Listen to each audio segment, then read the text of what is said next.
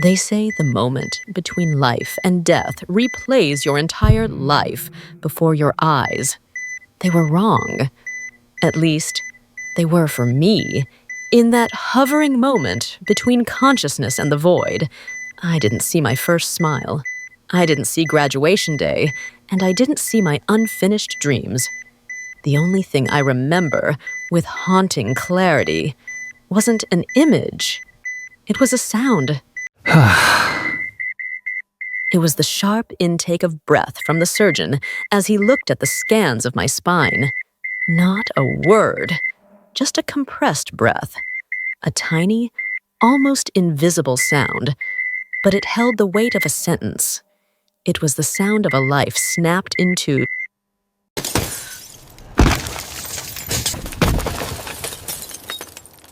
But even before that sound, there was the silence of the snowstorm, the bone-deep cold of Denver as night fell.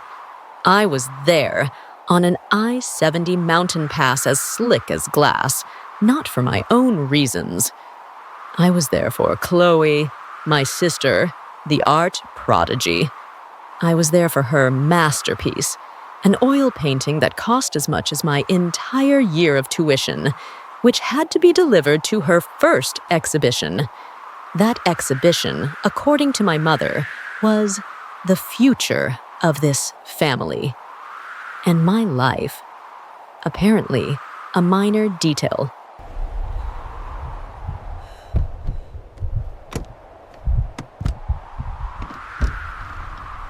When I saw their headlights, a part of me believed I was saved. I tried to speak, to scream that I couldn't feel my legs, that something inside me had shattered, but my pleas for help were drowned out. Richard, the painting! If it's damaged, Chloe's career could be over! The rescue team is on the way. Don't make things worse. They thought that was the end of my story, a burden left behind in the frost. But they were wrong. It wasn't the end. It was the beginning. And in this video, I'm going to tell you in detail how I turned the most horrific night of my life into a weapon, how a girl left for dead could rise from the ashes, silently build an empire, and how 6 years later, I came back and made them pay for every single snowflake that fell on me that night. This isn't a story about forgiveness. This is a story about justice. The silence after their car disappeared was more terrifying than the roar of the storm. Snow began to creep in through the shattered frame, the cold seeping through my jacket, biting into my skin and gnawing away at my last bit of warmth. I tried to call out, but my voice was just a lost whisper. I tried to move, but from the waist down, my body was a stranger. Fear was no longer an emotion. It became a physical entity, a block of ice slowly crushing my chest. I thought I would die there, in that cold metal cage, the last thing I'd see being 2 red taillights fading away. About an hour later, another light cut through the snow, bigger, warmer. A massive truck had pulled over. A man with a salt and pepper beard and a thick coat got out. He didn't ask a lot of questions. He just looked into my eyes, looked at the state of the car, and immediately called 911. His name was Earl. While we waited for the rescue team, he took his spare blanket, carefully draped it over me through the broken window, and said something I will never forget. "It's cold out, girl. Stay warm." A total stranger, in the middle of a blizzard, showed me the kindness my own family had denied me. At the hospital, my world shrank to white walls, the smell of antiseptic, and the unfamiliar faces of doctors and nurses. After hours of tests and scans, the head surgeon entered my room. He wasn't alone. A nurse and a grief counselor were with him. That's when I knew the news wouldn't be good. He explained it to me in cold clinical terms. L1 spinal cord injury, severe compression, risk of permanent paralysis. It was then that he unconsciously took that sharp breath, the sound that would be forever etched into my mind. He said the chances of me walking normally again were slim. They needed to operate immediately. During all of this, my phone was silent. Not one call, not one text from my parents or Chloe. They were there, at the gallery, celebrating the family's future, while my own future was being decided by a surgeon's scalpel. The first person from my family to visit me on the second day wasn't my parents. It was Mr. Henderson, the lawyer who had worked for my family for 20 years. He brought an expensive fruit basket and a fake smile. He sat by my bed, took my hand, and spoke in a disgustingly gentle voice. "Maya, what a terrible misfortune. The whole family is so worried about you." I was silent. "You know," he continued, "Chloe's exhibition is very important. Your parents have invested so much time and money. A lawsuit or making a scene right now would only complicate things. It could affect the family's reputation and Chloe's career." He looked me straight in the eye, his smile gone, replaced by a cold seriousness. "Be a strong, understanding girl, Maya. Don't turn an accident into a family tragedy." I let go of his hand. In that moment, I understood. I wasn't just alone. I was being silenced. They hadn't come to comfort me. They sent a lawyer to make sure I would stay quiet. But the truth was even more monstrous. That evening, a kind young nurse let me borrow her tablet so I could read the news. Out of some morbid curiosity, I went on Instagram, and I saw it. A photo of Chloe smiling radiantly next to her masterpiece at the exhibition. She was wearing a designer dress, her hair perfect. The caption read, "Art is pain, but the results are so sweet." It was accompanied by shameless hashtags, #ArtIsPain, #AlmostFamous, #DenverArtScene. Dozens of comments praised her beauty and talent. Not a single word about her sister lying in a hospital. The final blow came a few days later when I had to work with the hospital's insurance coordinator. To complete the paperwork, I needed information from my family's policy.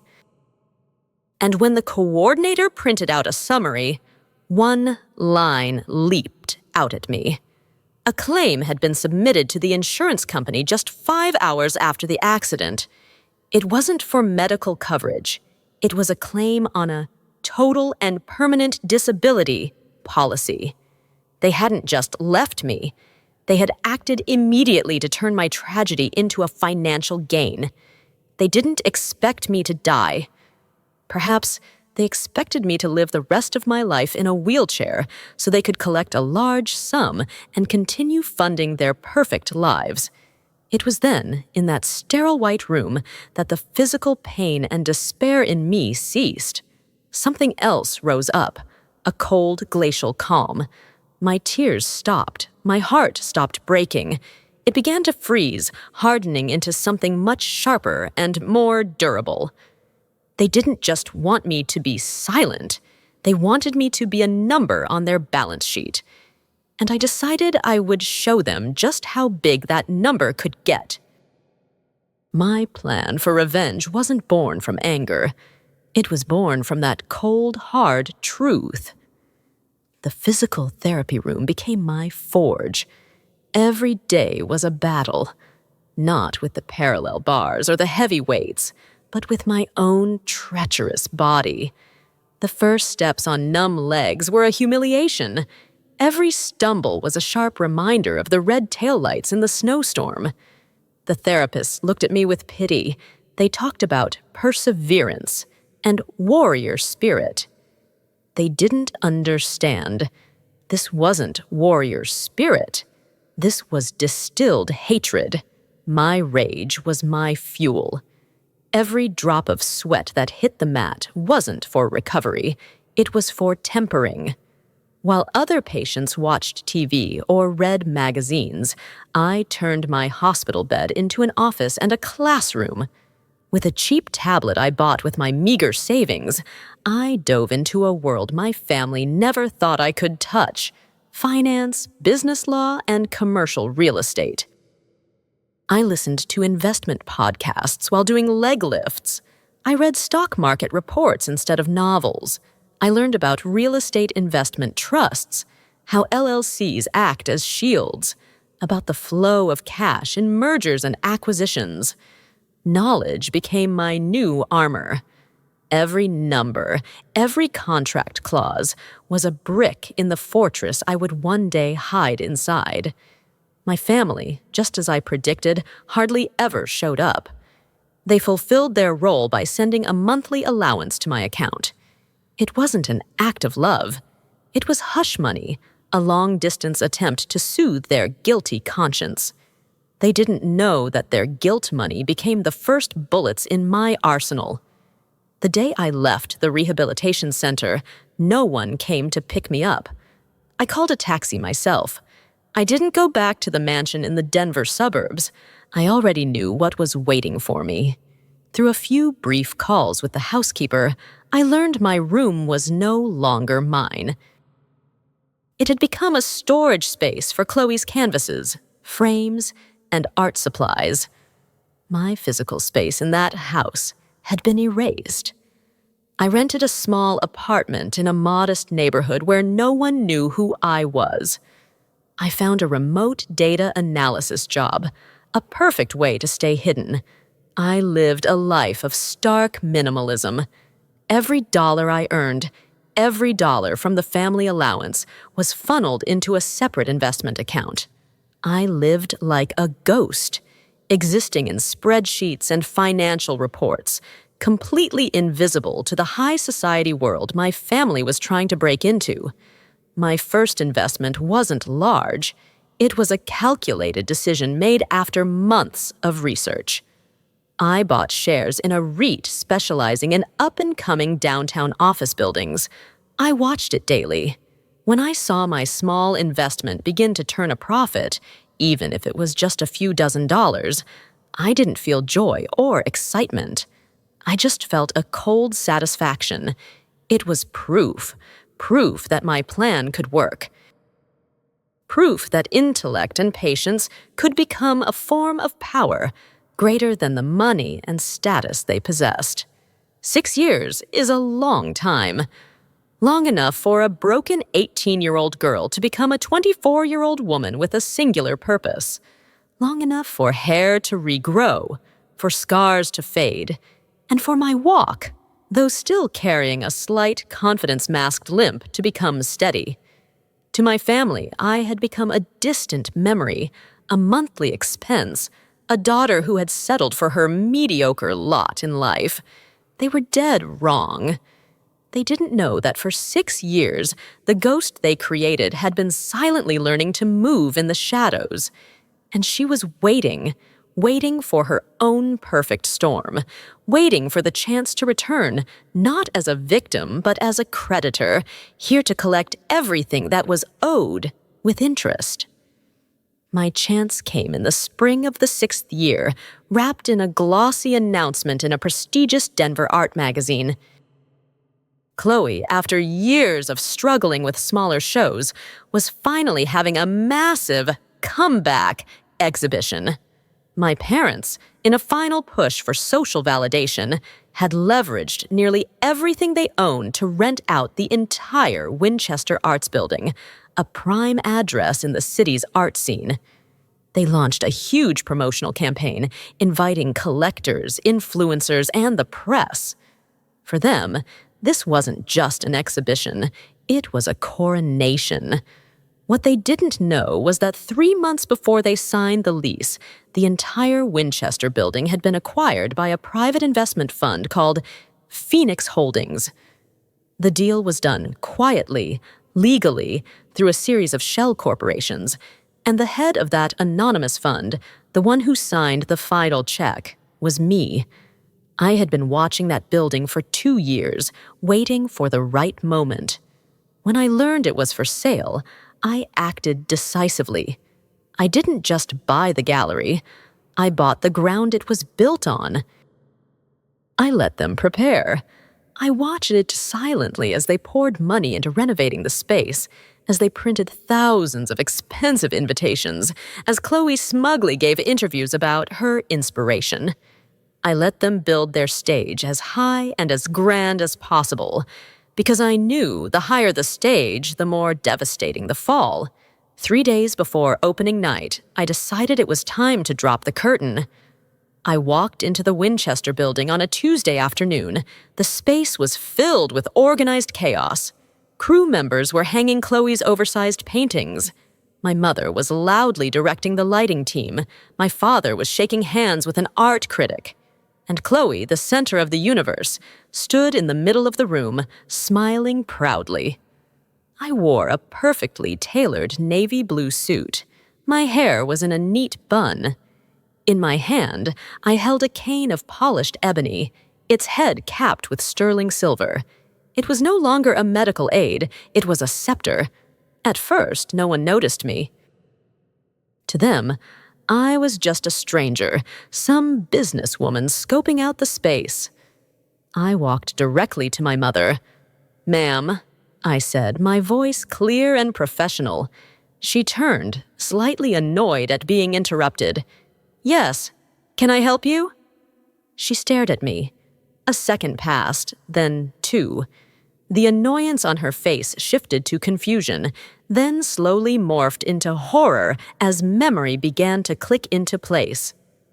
Maya? She stammered, her voice barely a whisper. The entire room seemed to go silent.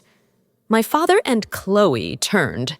Chloe's smug look soured into a scowl, while my father froze, his socialite smile dropping from his face. "Hello, Mother," I said, devoid of emotion.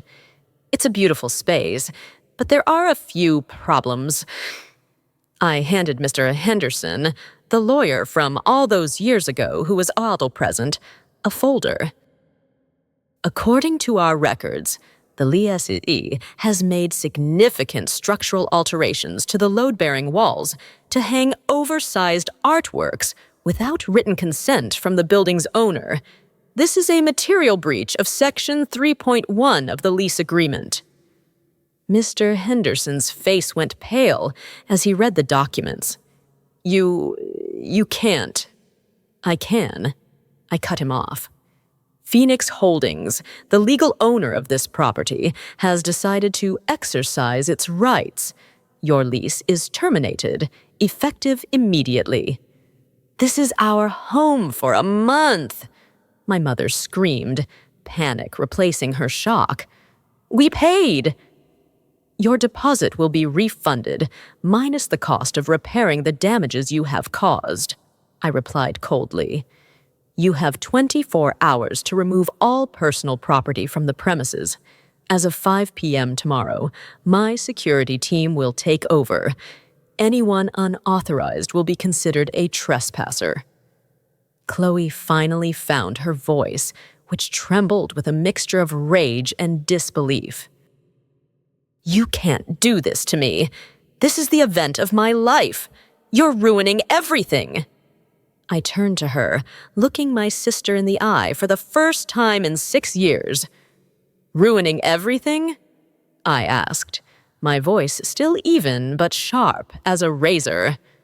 6 years ago, on a snow-covered mountain pass, you left me when I couldn't feel my legs. You chose a few painted canvases over me. That was ruining everything. This..." I tapped my cane on the marble floor, the sound echoing through the space. "Is just business. Now, if you'll excuse me, I have another appointment." I turned and walked away, leaving behind a dead silence, half-hung paintings and a family watching their paper empire crumble to dust. I thought that after reclaiming the Winchester building, it would be over. I thought silence would follow, but I had underestimated the desperation of narcissists when they are cornered. 2 days later, late in the evening, my apartment doorbell rang. It wasn't a polite ring. It was a series of frantic, angry pounds on the door. I looked through the peephole. All three of them were there. My mother, her hair a mess. My father, his face red with fury. And Chloe, terror-streaked, her eyes puffy from crying. I took a deep breath and opened the door, keeping the security chain latched. "Do you have any idea what you've done?" My mother shrieked, her voice raw. "After everything we did for you, fed you, educated you, gave you a life, how dare you do this to your own family?" "A life?" I responded, my voice terrifyingly calm. "Is the life you're referring to the one that was left to freeze to death in a wrecked car?" My father pushed forward. "It was an accident, a misunderstanding. Do you know how much money you've destroyed? Our entire life savings. The family's reputation. It's all gone." "A reputation built on cruelty and lies isn't worth keeping," I said. Chloe sobbed, pointing at me. "You did this because you're jealous of me. You never had any talent, so you want to destroy those who do. You're a monster." I listened to all their accusations, the same familiar words they had used to manipulate me for years. But this time, they had no weight. They were just meaningless noise. I looked at the three people before me, people who had shared my home, who shared my last name, and I felt nothing. No anger, no pain, no hatred. Just a void, an acceptance that they would never change. They would never apologize, because in their world, they had done nothing wrong. "I'm not jealous of you, Chloe," I said, my voice holding its calm. "I pity you, because your talent is watered with the suffering of others, and one day when there's no one left to sacrifice for you, you'll have nothing." I looked at my parents one last time. "You didn't lose a family, because you never really were one.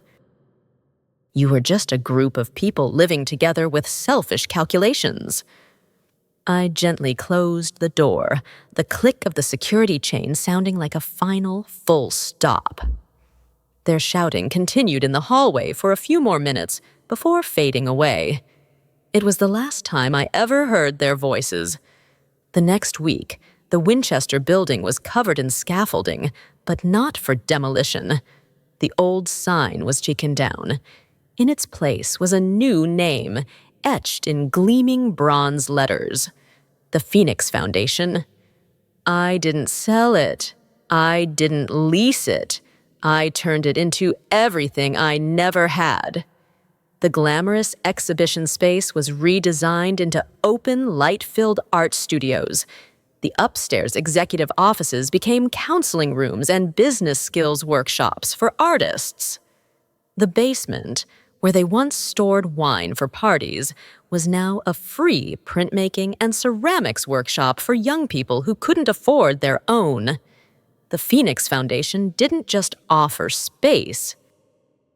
It offered full scholarships, mentorship programs with established artists, and most importantly, a safe community for talented individuals from difficult backgrounds, for those who had been abandoned, abused, or dismissed by their own families. On opening day, there was no red carpet, no champagne, no arrogant art critics, just young artists, volunteers, and people who had known brokenness. The air was filled with laughter, music, and an almost tangible sense of hope. I stood at the podium, looked out at the crowd, and said, "I'm not going to tell you a sad story. Instead, I want to talk about scars. People often say that time heals all wounds, but I believe some wounds never truly heal. They scar, and the question isn't how to erase the scar, but what we do with it." I paused, looking around the room that was once a symbol of my pain. This place we're standing in was once intended for a different purpose, but today we give it a new one. If you have ever been left in the dark, if your voice has ever been silenced, if your talent has ever been treated as a burden, then this place is for you. The Phoenix Foundation is built on a simple belief. Your scar is not a sign of weakness. It is proof that you survived. It does not define who you are, but it can become the strength from which you build who you want to be. My journey of revenge ended the day I closed that door. But my journey of healing, and hopefully the journey for many of you, is only just beginning, right here, right now.